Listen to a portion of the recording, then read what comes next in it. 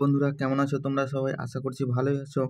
তো আজকে দেখতেই পাচ্ছ তোমাদের ফিলোসফি পরীক্ষা হয়ে গেল উচ্চ মাধ্যমিকের। তো প্রশ্নটা দেখে নাও, আর তার সাথে প্রশ্নের যে এমসিকিউ সমাধান সেটাও খুব সুন্দরভাবে দেখে নাও।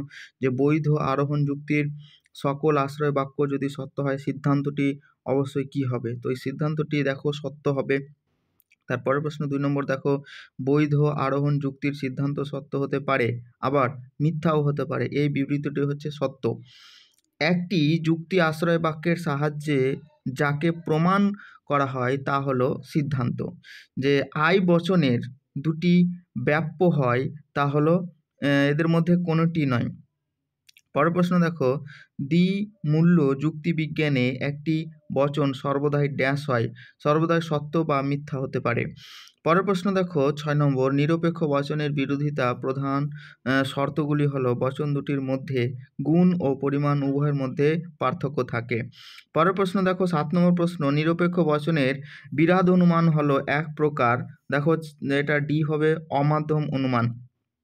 তারপরে দেখো পরের প্রশ্ন, একটা বৈধ মূর্তি দেওয়া আছে। মূর্তিটি যে ও এই মূর্তিটির সংস্থা কোন সংস্থানের মধ্যে পড়বে? তো এটা হচ্ছে দ্বিতীয় সংস্থানের মধ্যে পড়বে। যে একটি বৈধ নিরপেক্ষ ন্যায় অনুসারে একটি আশ্রয় বাক্য বিশেষ নয়ার্থক হলে সিদ্ধান্তটি কি হবে? বিশেষ নয়ার্থক হবে। পরের প্রশ্ন দেখে নাও 10 নম্বর, প্রাকল্পিক নিরপেক্ষ ন্যায় অনুসারে যদি অনুগকে স্বীকার করে পূর্বককে স্বীকার করা হয় তবে যুক্তিটি হবে বৈধ অনুগ স্বীকৃত জনিত দোষ। পরের প্রশ্ন দেখো, যে হয় লক একজন বুদ্ধিবাদী দার্শনিক অথবা লক একজন অভিজ্ঞতাবাদী দার্শনিক। লক নন বুদ্ধিবাদী দার্শনিক, সুতরাং লক হন অভিজ্ঞতাবাদী দার্শনিক। উপরোক্ত যুক্তিটি হচ্ছে বৈধ। পরের প্রশ্ন দেখো, সকল অয়েস হয় অপি বচনটির বুলীয় ভাষ্য কি হবে?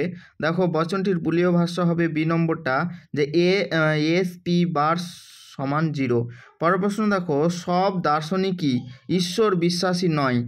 এই বচনটির অনুসারে বচনটি হলো যদি এস সমান দার্শনিকের শ্রেণী এবং পি সমান ঈশ্বর বিশ্বাসী মানুষের শ্রেণী হয় তাহলে এটা হবে, দেখো সি নম্বরটা উত্তর দেখে নাও। পরের প্রশ্ন দেখো, যে কার্ল আজ শুক্রবার, এটি হলো সত্যাপেক্ষ যৌগিক বচন। এবার দেখো পরের প্রশ্ন, যদি পি নাল কিউ মিথ্যা হয় তাহলে পি ভেল কিউ এর সত্যমূল্য কি হবে? এটা হবে সত্য। যে যৌগিক বচনের সত্য সারণীর সবগুলি বিশেষণ দৃষ্টান্ত মিথ্যা হয় তার বচনটি হবে শত মিথ্যা। পরের প্রশ্ন দেখো, লৌকিক আরোহ অনুমানকে শিশুসুলভ বলেছে, এটা হচ্ছে বেকন। পরের প্রশ্ন দেখো, আরোহ যুক্তির একটি প্রধান বৈশিষ্ট্য হলো এই অনুমানের সিদ্ধান্তটি, যেটা হচ্ছে বি নম্বরটা, আশ্রয় বাক্যকে অতিক্রম করা যায়। পরের প্রশ্ন দেখে নাও, যে 19 নম্বর, যে প্রাসঙ্গিক সাদৃশ্যের উপর ভিত্তি করে গড়ে ওঠা আরোহণ অনুমান হলো উপমা যুক্তি। পরের প্রশ্ন দেখো, শক্তির অবিনশ্বতা সূত্র হলো বি নম্বরটা, দেখো কারণের পরিমাণগত লক্ষ্য।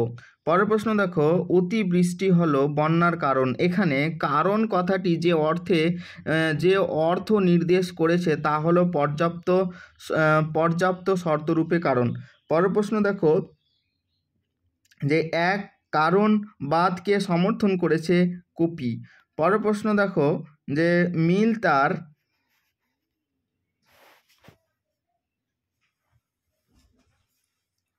পরের প্রশ্ন দেখো, যে এটা হচ্ছে 13 নম্বরের প্রশ্ন।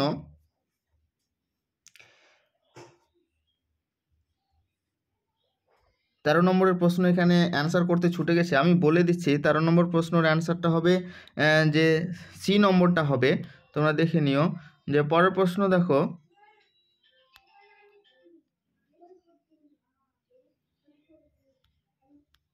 সি নম্বরটা হবে। পরের প্রশ্ন দেখো, এটাও অ্যান্সার একটু ছুটে গেছে। দেখো, যে দ্বৈত অন্বয় পদ্ধতি এর অ্যান্সারটা হবে সি নম্বরটা।